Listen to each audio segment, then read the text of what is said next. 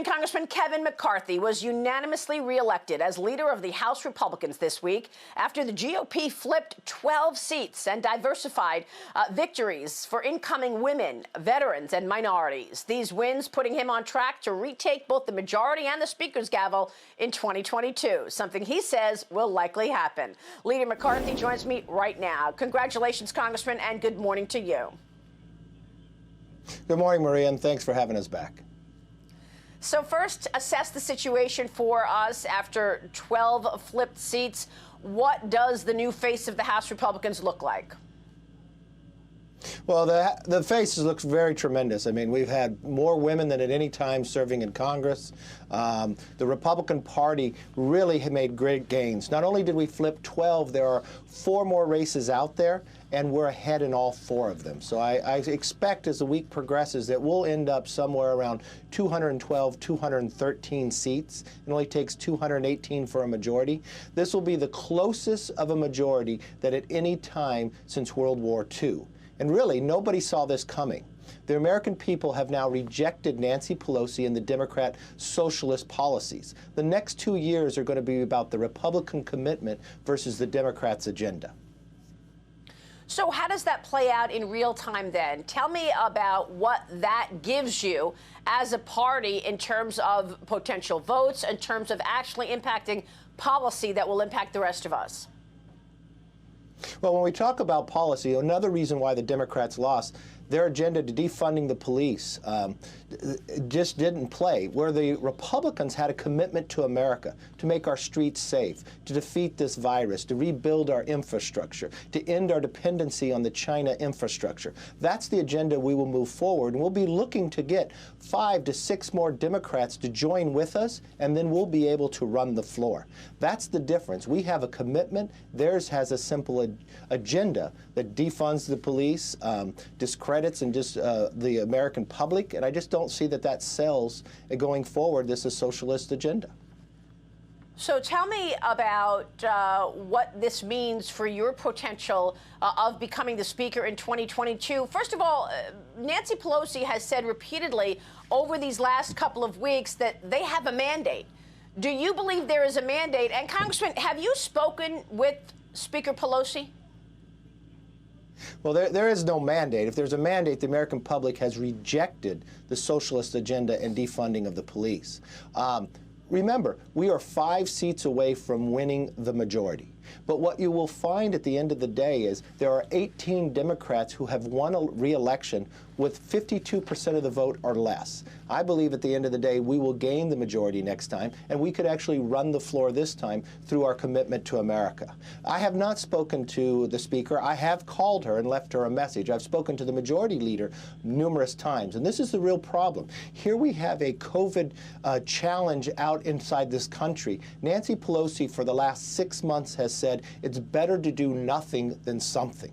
Her own members lost over her policies. There are 23 Democrats who have signed a letter back in September who said if Nancy Pelosi would not come to an agreement that they would sign a discharge petition. And what that means to your viewers is we could actually bring legislation to the floor around Nancy Pelosi that would be the PPP for the small business. Those people who are employed by small businesses can get paid because there's $138 billion just sitting there. So instead of Nancy Pelosi holding everything up, just as she won't let it go through the American public, she doesn't want to talk about coming to an agreement, something that would be stronger for the American public. The Democrats have just lost in this election, and the Republicans come January have the momentum to actually run the floor because our ideas are stronger and reflect the American public's views.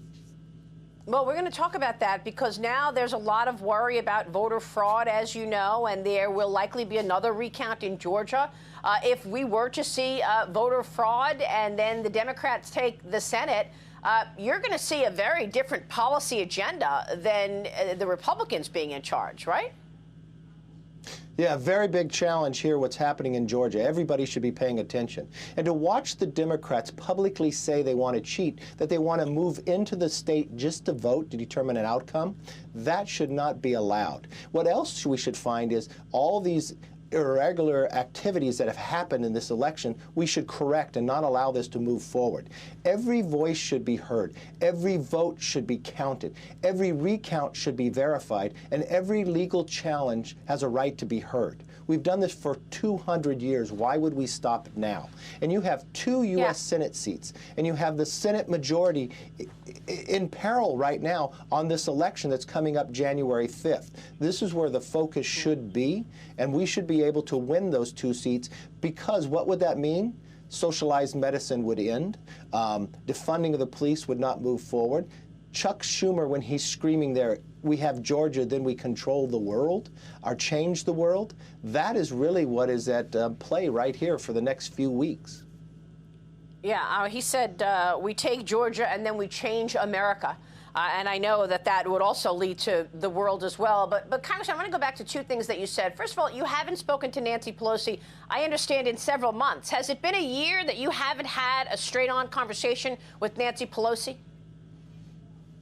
No, I've talked to her within the year, but this is a real challenge. I've called her after the election. The majority leader called and congratulated me on the victories, and we've talked about the agenda moving forward, Steny Hoyer and I, and that's what you need to have inside Congress. When the elections are over, you're going to have to find a way that you move forward. We have different philosophies, and we're going to keep those philosophies, but we're going to find a way that we can work for the American public. The Speaker, just as she said in the past that doing nothing is better than something, the only challenge that's being held up for those who are unemployed, for those small business workers who need the money, who have a dream that they find that could end if they don't have resources and help, is really stuck with Nancy Pelosi. All the other times we've been able to do a CARES Act and others. But the Speaker wants to put that socialist agenda her way or no way, and she's said it time and again. That's become a real challenge, but I believe in this last election they rejected that view. They rejected the view of Nancy Pelosi. And remember, she still needs 218 votes on the floor, and there are 10 Democrats who got reelected who did not vote for her last time. So if 10 Democrats, those same 10, vote against her, she will not be Speaker. So real quick on the COVID relief, do you expect anything this year during the lame duck session? Should we expect more stimulus coming? Well, the American public should expect it out of their elected officials. There are 23 Democrats who signed a letter in September who said they would sign the discharge petition if they had no recourse with Nancy's actions. Well, now is the time. I'm right here in D.C. today. If they signed it, we could get it out in 1 day. That's the difference. We are ready to act, willing to act, and willing to work with anybody. We just have a Speaker who believes nothing is more important than something.